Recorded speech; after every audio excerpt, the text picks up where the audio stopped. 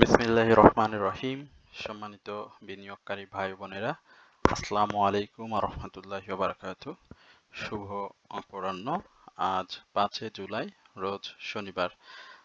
আজকে আমি আপনাদের সাথে আপনাদের খুব অনুরোধের বলবো, এক কথায় 5টি স্টক নিয়ে আলোচনা করব। আশা করি আপনারা সকলেই ধৈর্য সহকারে আজকের এই সংক্ষিপ্ত পরিসরের আলোচনাটি শুরু থেকে শেষ পর্যন্ত দেখবেন এবং এই শেয়ারগুলো মূলত শেয়ার বাজার যে ঘুরে দাঁড়াচ্ছে এবং এখন কি বাই করতে হবে, এই শিরোনামে আমি আপনাদের সঙ্গে আলোচনা করব। আশা করি আপনারা সকলেই আমার এই আলোচনাটি শুনবেন।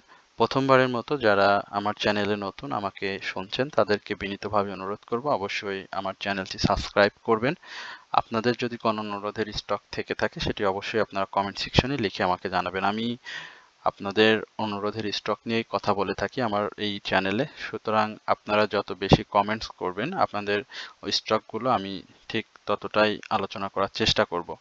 আমি সপ্তাহে প্রতিদিন আপনাদের সাথে আলোচনা নিয়ে হাজির হই, সুতরাং আপনারা যদি আমাকে ব্যক্তিগতভাবে হোয়াটসঅ্যাপে নক করেন বা ইমেল করেন যারা আমার গ্রুপে রয়েছেন, সুতরাং আপনারা অবশ্যই আমাকে পাবেন। তো মার্কেটের এই শেয়ার বাজার যে ঘুরে দাঁড়াচ্ছে, অর্থাৎ আমাদের এখন কি বাই করতে হবে, stock market turning point today আর কি। তো এই মুহূর্তে আমি সেই আলোচনাটি আপনাদের সাথে শুরু করছি। প্রথমেই আমরা ইবনে সিনা ফার্মাসিউটিক্যাল সেক্টরের খুব চমৎকার এবং ফান্ডামেন্টালি একটি স্টক নিয়ে আপনাদের সাথে কথা বলতে চাই। এই স্টকটি নিয়ে আমরা আমার চ্যানেলে এবং গ্রুপে পূর্বেও একাধিকবার আলোচনা করেছিলাম। তো আমরা খুব সংক্ষিপ্ত পরিসরে আজকের এই ইবনে সিনা নিয়ে আপনাদের সাথে কথা বলবো। ইবনে সিনার আপনারা জানেন যে স্টকটির পাবলিক হোল্ডিং শেয়ার খুবই কম, 1 কোটির মতো শেয়ার রয়েছে পাবলিকের কাছে। 1 কোটি 5 লক্ষ বা 7 লক্ষ এই টাইপের শেয়ার রয়েছে। স্টকটির থার্ড কোয়ার্টার জিপিএস সেটিও খুব চমৎকার এসেছে। একই সঙ্গে তার ন্যাব যেটি সেটিও খুব ভালো, পি রেশিও অনেক ভালো, ডিভিডেন্ড হিস্ট্রি এক কথায় অসাধারণ।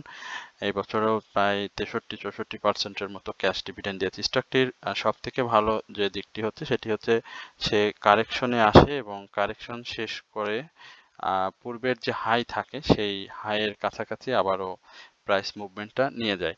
আমরা যদি তার লাইফ সার্কেলটা আপনাদেরকে একটু, আপনারা অবশ্যই স্ক্রিনে দেখতে পাচ্ছেন, সুতরাং সংক্ষিপ্ততার কারণে আমি এত বেশি আপনাদের সাথে দেখানোর চেষ্টা করছি না, জাস্ট শুধু আমি আপনাদেরকে বলে দিচ্ছি যে স্টকটির বর্তমান যে অবস্থা সেটি।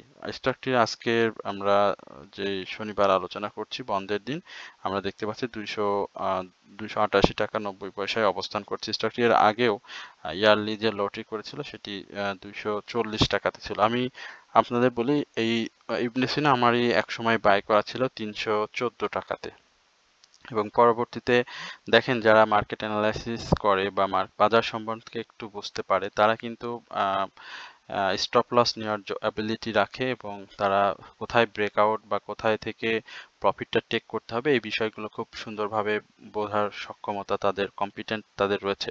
তো এইখানে ইবনে সিনার ক্ষেত্রে যেটি হয়েছে যে আমি 313 টাকা 14 টাকা এই টাইপের বাই ছিল, আমি 319 টাকায় সেল দিয়ে বের হয়ে এসেছি, কারণ আমি দেখেছি যে মার্কেটের পরিস্থিতি অনুযায়ী সে আর সামনে মুভমেন্ট করার পরিস্থিতি নেই, অবস্থা খুবই খারাপের দিকে আসতে পারে, কারেকশন জোনে আসতে পারে। তো আমি কিন্তু সেখান থেকে বের হয়ে এসেছি। তো আমি কোন জায়গায় আপনাদের বাই ছিলাম সেটা আপনাদেরকে একটু দেখার চেষ্টা, তাহলে আপনারা ব্যাপারটি বুঝতে পারবেন। দেখেন এই যে উত্থানটি ছিল, এই উত্থানটির পরে কিন্তু সে এই যে ডাউন ট্রেন্ডে এসে এই যে এই জায়গাগুলোতে আমরা বাই নিয়েছিলাম এবং বাই করে তারপরে আমরা দেখেছি যে আর আসলে সম্ভব না, অক্টোবরের দিকে পরে স্টকটিকে বের হয়ে এসেছে এবং দেখেন সেই স্টকটি পরবর্তীতে কিন্তু আর মুভমেন্টে ফিরে যায়নি, খুব অল্প সময়ের জন্য মুভমেন্টে গিয়েছিল। তো এখন যেটি আমরা এখন পর্যন্ত দেখতে পাচ্ছি যে গত কয়েকদিন ধরে সে খুব চমৎকারভাবে ভলিউম সহই প্রাইস অ্যাকশনে ছিল। তো এখন যেটি আমরা এই ইবনে সিনার ক্ষেত্রে বলবো সেটি হচ্ছে এটার কারেকশন জোনটা আরেকটু আসবে এবং সেখানে আপনারা স্টকটিকে হয়তো 285 টাকা থেকে 282 টাকা, এই জায়গাতে আপনারা একটা ভালো এন্ট্রি জোন পাবেন।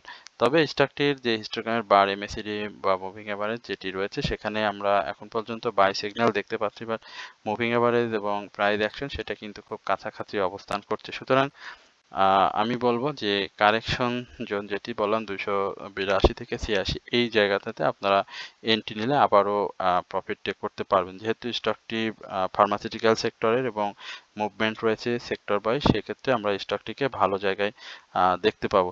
তো সময় দিলে অবশ্যই এই স্টকটি আরো ভালো প্রাইস অ্যাকশন করে, বিশেষ করে প্রাথমিকভাবে 305 টাকা এবং 311 টাকার উপরে ক্লোজ দিলে সেটি কিন্তু আবারও একটা বড় প্রাইস অ্যাকশনে চলে যাবে। সুতরাং যাদের কাছে রয়েছে, আমি আশা করি স্টকটিতে হোল্ড করলে অনেক ভালো প্রফিট টেক করতে পারবেন। এরপরে আমরা বিএসসি নিয়ে কথা বলি। বিএসসি নিয়ে আমরা একাধিকবার আপনাদের সাথে কথা বলেছিলাম।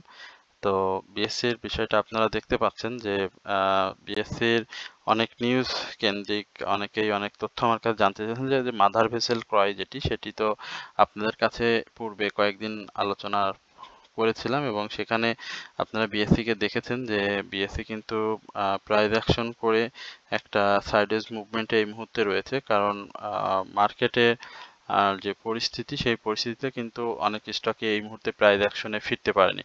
তো বিএসসির ক্ষেত্রেও ঠিক তেমনটি হয়েছে, কারণ 84-85 থেকে সে অলরেডি 91 টাকা 92 টাকায় একটা প্রফিট টেকিং জোনে দিয়েছিল বিনিয়োগকারীদেরকে, এবং সে এই মুহূর্তে যে অবস্থাতে রয়েছে সেখানে আমরা একটা কারেকশন জোন ধরে নিচ্ছি, সেটা 87 টাকা 10 পয়সা থেকে 87 টাকা 70 পয়সা, এই জায়গাটাতে স্টকটি একটা লো তৈরি করবে এবং এই কারেকশনটা শেষ করে আবারও সে কিন্তু মুভমেন্টে আসবে। এবং আমি বারবার বলছিলাম যে 92-94 এর ছোট ছোট যে বাধাগুলো রয়েছে, এটা সাকসেসফুলি ব্রেকআউট করতে পারলে কিন্তু বাংলাদেশ শিপিং কর্পোরেশন বিএসসি অনেক ভালো করবে। সুতরাং আপনারা একটু যদি স্টকগুলোতে সময় দেন, কারণ স্টকগুলোর কোয়ার্টারলি ইপিএস বলেন, ক্যাশ ডিভিডেন্ড বলেন, ন্যাব বলেন, পি রেশিও বলেন, সবকিছু চমৎকার। পাবলিক হোল্ডিং বলেন, বর্তমান সময়ের যে ভলিউমটা ধরে রাখা, সেই সবকিছুই কিন্তু ধরে রেখে এখন পর্যন্ত বিএসসি এগিয়ে চলছে। সুতরাং সময় করার সঙ্গে সঙ্গে অবশ্যই এই বিএসসি তার মার্কেটের যে প্রাইস অ্যাকশন,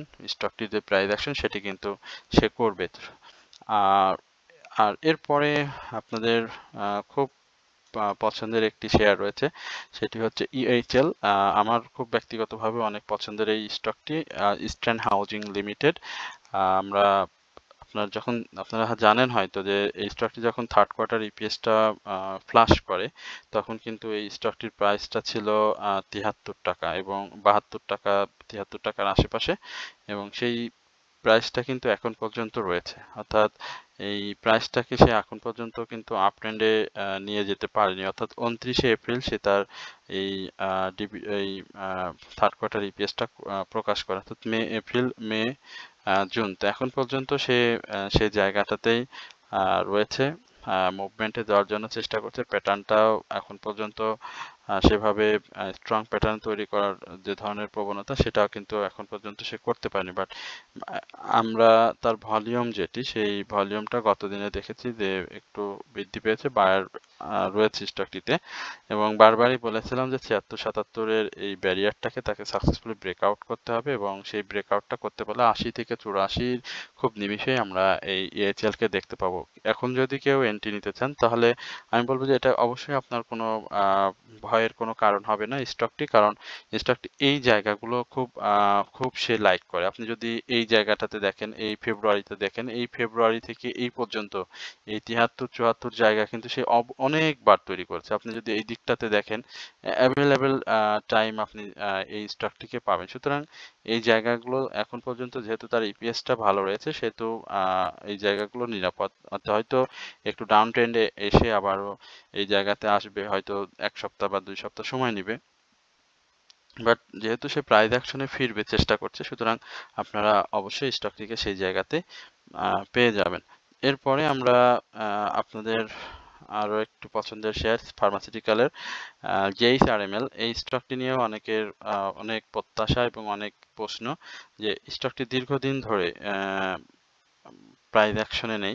আমরা JHRML অর্থাৎ JMI hospital requisite manufacturing limited, যেটি ফার্মা সেক্টরের, আমরা সংক্ষেপে JHRML বলে থাকি। এই স্টকটির ক্যাশ ডিভিডেন্ড হিস্ট্রি খুবই ভালো, বাট লাইফ সাইকেলটা দেখেন, আমি দেখেছিলাম 89 থেকে 110 বা 74 থেকে 110 অনেকবার সে গিয়েছে, এবং 2023 সালেও আমরা দেখেছি। 24 সালটা খুব বেশি একটা ভালো যায়নি স্টকের, এবং সে 52 সপ্তাহে লো করে বসে 78 টাকা, এবং সেখান থেকে 42-43 টাকা এই লেভেলে আমরা স্টকটিকে দেখেছি। তো এখন পর্যন্ত এই স্টকটির সব থেকে বড় যে সমস্যা সেটি হচ্ছে সে ভলিউমটা ক্যারি করতে পারে না, অর্থাৎ ভলিউমটা ধরে রাখতে পারে না। তো ভলিউম ধরে না রাখার কারণে যেটি হয়েছে স্টকটি, সে প্রাইস অ্যাকশন 1 টাকা বা 2 টাকা কখনো হল্টেড করে তখন করে, কিন্তু পরবর্তীতে দেখা যায় যে সে আবারও ডাউন ট্রেন্ডে চলে আসে।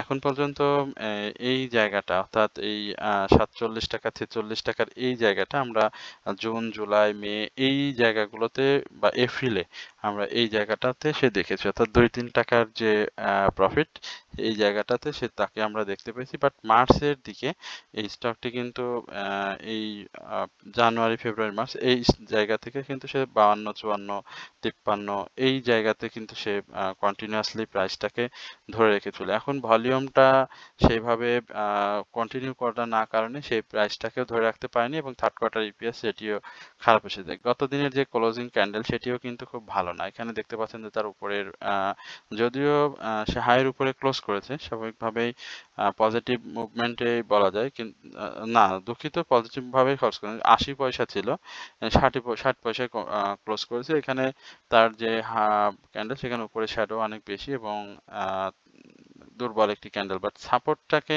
ধরে রেখেছে এখন পর্যন্ত, এটাই হচ্ছে আসল কথা। অর্থাৎ 46 টাকা 90 পয়সা থেকে 45 টাকা 70 পয়সা এই জায়গাটায় তার একটা ভালো সাপোর্ট রয়েছে, অর্থাৎ ডাউন ট্রেন্ডে আসলে এই জায়গা থেকে এসে আবারও সে প্রাইস মুভমেন্টে ফিরে যাবে। পাশাপাশি 48 টাকা থেকে 49 টাকা এই ব্যারিয়ারটাকে তাকে সাকসেসফুলি ব্রেকআউট করতে হবে, এবং এটা ব্রেকআউট করলে হয়তো আমরা এই 52 টাকার এই জায়গাটায় স্টকটি দেখতে পাবো। যেহেতু স্টকটি চরম সম্ভাবনাময় এবং পাবলিকের হাতে খুব বেশি শেয়ার নেই, ন্যাব যথেষ্ট পরিমাণে ভালো, পি রেশিও এখন পর্যন্ত 22.88, সুতরাং আমরা এই স্টকটিকে অবশ্যই একটা ভালো জায়গায় দেখবো। সুতরাং যাদের কাছে রয়েছে তারা একটু হলেও, আমি মনে করি অন্যান্য স্টক থেকে খারাপ মার্কেটে একটু হলেও নিশ্চিন্ত ছিলেন, কারণ যে সে যতটুকু প্রাইস ডাউনে নিয়ে আসে ঠিক ততটা আবার একটু সময় করলে, একটু মার্কেটের 2-1 দিন পজিটিভ হলে কিন্তু সে প্রাইসটাকে সেই জায়গাতে রেখে দিয়েছে। তো এই হচ্ছে মূলত JHRML নিয়ে। এরপরে নাভানা ফার্মাটা নিয়ে আমরা একটু সংক্ষেপে কথা বলি। নাভানা ফার্মার কি অবস্থা? ফার্মাসিউটিক্যাল সেক্টর খুব চমৎকার ভাবে রয়েছে, এখানে খুব ভালো একটা ক্যান্ডেল ক্রিয়েট করেছে, গতদিনের হাইয়ের উপরে ক্লোজ করেছে, এবং ভলিউমটা ডে বাই ডে ইনক্রিজ করছে। 48 টাকা থেকে ঘুরে গিয়ে এখন 51 টাকা 80 পয়সা রয়েছে, খুব চমৎকার।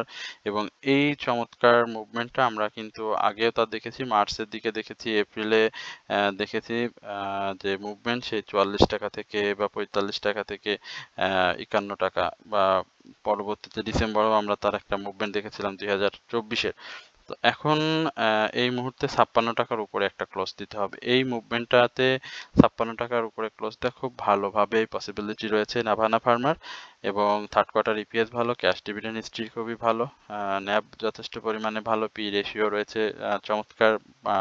আমাদের যে বায়ার সেলার রয়েছে তাদেরও অ্যাক্টিভ আমরা এখানে দেখতে পাচ্ছি। সুতরাং আগামী দিনে এই নাভানা ফার্মাকে আমরা বাধাহীনভাবে প্রাইস অ্যাকশনে দেখতে পাবো, এবং 56 টাকা এই জায়গাটাতে আমরা এই স্টকটাকে যদি দেখি তাহলে খুব ভালো হবে, এবং এই জায়গাতে স্টকটি যদি ব্রেকআউট করতে পারে তাহলে এপ্রিল মাসের তার যে প্রাইস অ্যাকশন ছিল 61 টাকা 40 পয়সা, সেইখানে আমরা নাভানা ফার্মাকে পেয়ে যাবো। সুতরাং যাদের কাছে রয়েছে আমি মনে করি স্টকটিতে আপনারা হোল্ড করতে পারেন, স্ট্রং বাই রয়েছে, বাই সিগন্যাল রয়েছে, একই সঙ্গে আরএসআই জায়গারও বাড়া রয়েছে। তো এই হচ্ছে মূলত আজকের যে শেয়ার বাজারে ঘুরে দাঁড়াচ্ছে যে শিরোনাম, এবং এখন কি বাই করবেন সেই সম্পর্কিত শিরোনামের আলোচনা। আশা করি আপনারা সকলেই ধৈর্য সহকারে আজকের এই আলোচনাটি শুনেছেন।